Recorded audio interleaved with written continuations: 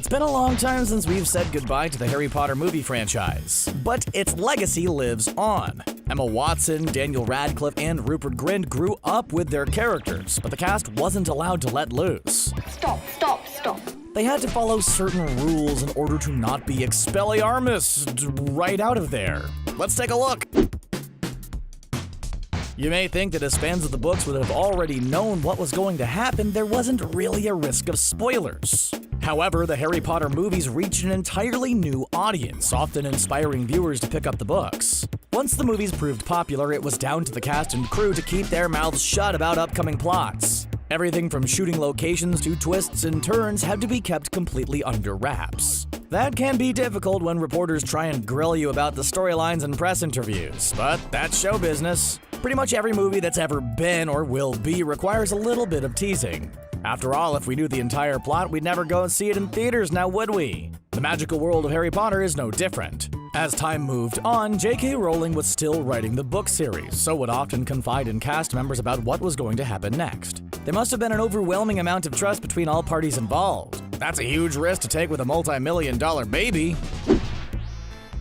When the movies first started filming, the main cast members were young and innocent. Daniel Radcliffe was plucked from obscurity at the tender age of 11 to don Harry's famous glasses. Rupert Grint and Emma Watson were also in grade school. At that point in their lives, all they had to worry about was whether they had enough pocket money. However, as the film series moved on, the cast grew up. Kids have a nasty habit of doing that. For the last few years of shooting, the main three characters were of legal drinking age and enjoyed the odd night out. There was a strict call for professionalism, but unfortunately it didn't always go to plan. Like any typical young man, Radcliffe sometimes turned up for work looking worse for wear. Imagine doing those action scenes when you're sporting one heck of a hangover. No thanks. It's not unusual for actors to get panned for turning up pie-eyed, but you can't exactly uncast Harry Potter after a decade now, can ya? Luckily for Daniel, he would have had to have done something akin to Voldemort's level of evil to get his butt kicked off the set. You just can't have Harry Potter without Harry Potter. When the movies first started out, no one knew who Daniel Radcliffe, Rupert Grint, or Emma Watson were. They were just some kids that nobody gave a monkey's behind about. Fast forward to now and they're household names. Okay, Emma Watson is arguably the most successful out of the three, but they all made an impression on audiences the world over. There's no denying that. However, the franchise did pack some serious star power too. Michael Gambon, Maggie Smith, Ralph Fiennes, Emma Thompson, Gary Oldman, and Alan Rickman all had important parts to play.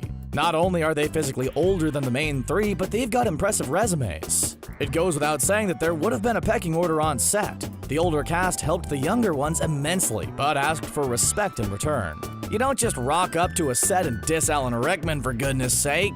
You say, yes sir, no sir, 3 bags full sir. The franchise wouldn't have lasted as long as it did without the relationship between the older and younger cast. It was part of the well-oiled machine that made serious bank for the studio. There's a lot that goes into being a child actor. It's not all sunshine, roses, and fat checks. It's hard work, no social life, and long hours. Ryan Reynolds famously said that he doesn't understand why people want their kids to be actors. Instead, they could just skip the middlemen and check them straight into rehab. Thankfully, our favorite trio seems to have stayed on the straight and narrow, but it wasn't easy.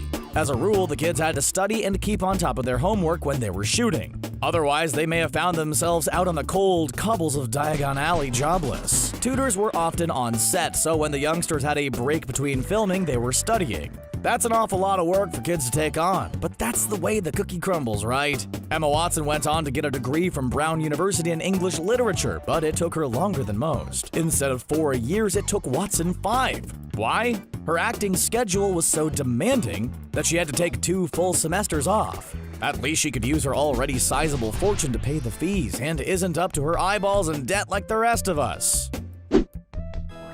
Relationships in Hollywood. Aren't they wonderful? There's nothing quite like seeing 2 co-stars hooking up in real life. Angelina Jolie and Brad Pitt did it and made a good go of it until it spectacularly crumbled. There weren't any strict rules about dating on the HP set, but it was discouraged. You can't exactly blame the director for wanting to avoid any teen drama while trying to make a masterpiece. There were a lot of rumors that Emma Watson hooked up with Daniel or Rupert, but it wasn't meant to be. Radcliffe called the idea incestuous. After filming ended, Bonnie Wright, aka Ginny Weasley, dated Jamie Campbell Bower, who played young Grindelwald. The pair ended up separating, but it was nice while it lasted. For the most part, relationships between cast members were successfully avoided. Robert Pattinson and Kristen Stewart could have taken a leaf out of their book, now couldn't they? It would have saved a whole lot of pain for Twilight fans who had to watch that whole thing play out in the public eye. Considering how young the cast of Harry Potter was, they pretty much grew up like siblings, which vetoed any romantic feelings right off the bat.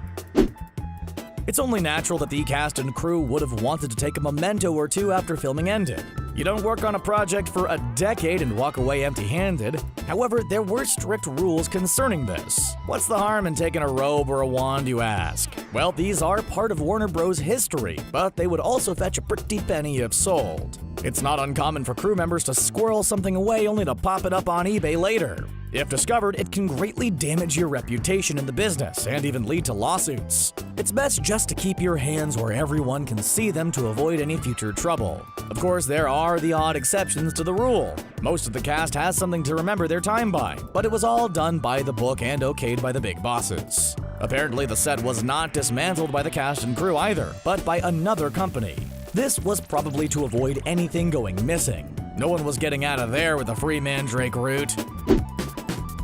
These movies weren't Quentin Tarantino works. There was no promiscuity, no close-to-the-knuckle jokes. It was simply good, clean wizarding fun. That being said, it was important for the cast to uphold that and not be caught out doing anything they shouldn't. The series was mainly directed at younger audiences, so any whiff of a scandal could have seriously hurt the brand. Grint, Watson, and Radcliffe were all expected to be on their best behavior. Considering young actors can often go off the rails, we're looking at you, Lindsay Lohan, they did an impeccable job.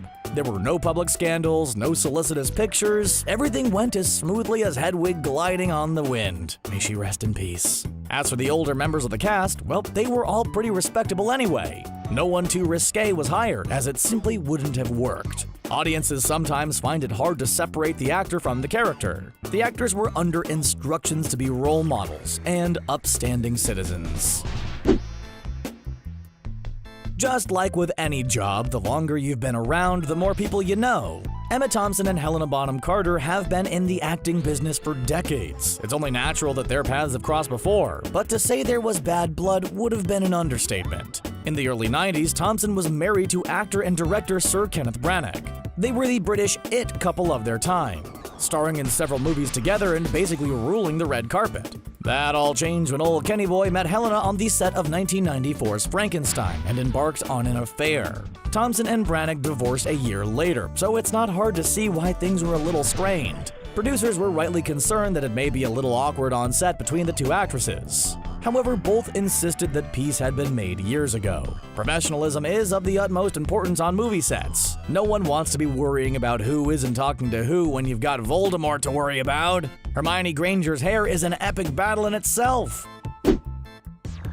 Just like the no drinking rule, it was imperative for all cast members to be sober in every sense of the word. Drugs are a huge no-no, especially when you're young and in Hollywood. Vincent Crabbe actor Jamie Wayland was let go after he was arrested for growing substances. Instead, he was replaced by another character from the books, Blaze Zabini. If you want to keep working in the industry, especially when you're still new, don't get mixed up in that sort of thing. It's just not worth it, kids. Wayland faced further legal troubles after being given the boot. In 2011, he was charged with theft after stealing from a supermarket during the London riots. Slytherin by name, Slytherin by nature. It just goes to show why these things are vetoed. One thing leads to another, and it's a slippery old slope. Luckily, the rest of the cast followed orders and didn't get mixed up in that sort of thing. Or at the very least, they didn't get caught doing it. This is more of an anecdote than a steadfast rule, but it's too good not to mention. While filming The Goblet of Fire, Rupert Grint and Matthew Lewis, aka Neville Longbottom, were in Alan Rickman's car. The two were presumably having lunch when they managed to spill a milkshake all over the interior. Rickman was not happy about it, so when he got a brand new BMW, he banned Grint and Lewis from going anywhere near the vehicle. That's totally understandable, given the circumstances. respecting other people's property is the key to good working relationships. Given how expensive cars can be, nobody wants someone spilling stuff all over it. We can almost smell it through the screen. Hopefully, Grinch and Lewis paid for it to be valeted at least. There wasn't a written ban or anything, but this incident probably taught everyone a solid lesson. Don't horse around when holding milkshakes in an acting icon's car. The response will be frostier than Uncle Vernon. And there you have it, Harry Potter fans. Do you think these rules are ridiculous or plain sensible? Sound off in the comments. Before you go, be sure to hit that subscribe button and give this video a big ol' thumbs up. Until next time, thanks for watching.